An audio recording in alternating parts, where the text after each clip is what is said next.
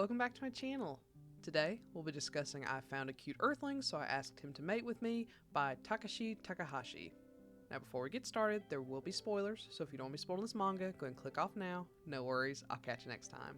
Now for those of you left behind, let's go over some content warnings. There may be references to peer pressure, sexual assault, rape, male pregnancy, extinction, violence, child neglect, BDSM, obsession, and kidnapping, as these things do appear in the manga. Now, if that's all good with you, let's go and get started. Now, as always, let's start with the synopsis. Sora is a college student. He desperately wants to get a job involving astronomy, but he finds that no one takes astronomy as seriously as he does, isolating him from his peers on campus. He's lonely, but not lonely enough to align himself with people who aren't as serious as he is. He's bemoaning his solitary life away from family and with no friends in a park when an odd man suddenly approaches him.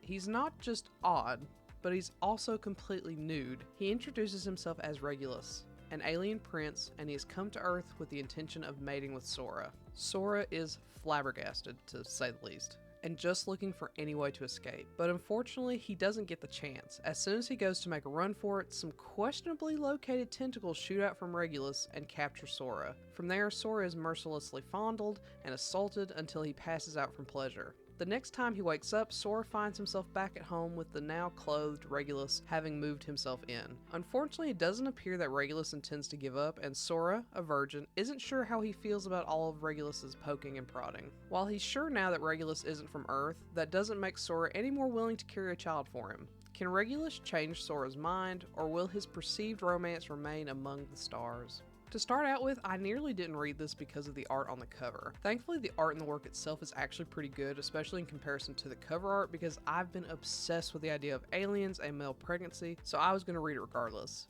Yes, I am a degenerate. I will not apologize for it. I was pleasantly surprised when I dove in and found that the art style was much more pleasant in the work itself. It's not perfect, but if the cover art dissuades you, I wouldn't let it. It's much better inside. However, one thing that does bother me about the art style is how young our main character Sora looks. He's an adult and in college, but he sometimes looks much younger, which can be very uncomfortable. I don't like shoujo content, and this borders on it as far as looks go. It technically isn't, but it does give off those vibes, which is unfortunate. I don't think that it's intentional and it's just the art style, but I can't be sure. I very recently reviewed No One Said Anything About Baby, what happens when a military man meets alien tentacles, and if that was short and fast, then this is lightning speed. It has little to no tension, and it's resolved in a few panels when it does have tension. That was equal parts pleasant and disappointing. It's nice to see all the smut and romance develop without too many external barriers, but as a result, I felt like there were never any stakes. There are also far too many characters introduced for the short time we have in the series. Leonis and Capella are introduced at the end. Capella is supposed to rival Sora for Regulus's love and ultimately inspire Sora to realize his feelings have become romantic in nature. Capella appears, declares his love, gets put down, and leaves almost as quickly as he appears. It lacks a lot of intensity and drama that was probably intended, but the overall tone is zany and fun, so if you don't take it too seriously, the pacing isn't bad.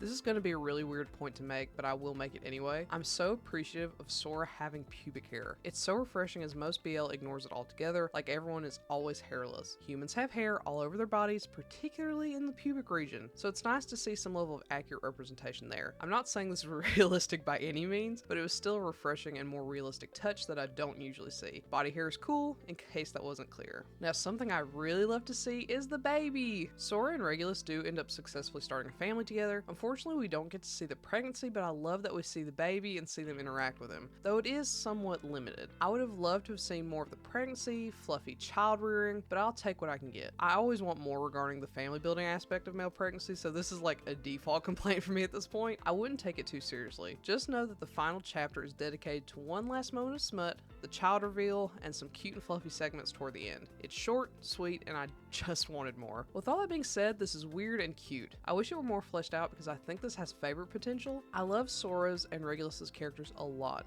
and I'd love to have seen more of their growth together, but this was a fun time regardless. Don't expect too much, enjoy the smut, and I think you'll have a good time. Not for a long time, but a good time nonetheless. So, have you read I Found a Cute Earthling, so I asked him to mate with me? If so, what do you think? Do you agree with my assessment? Do you not? Let me know and comment below. Otherwise, I'll catch you next time. Bye!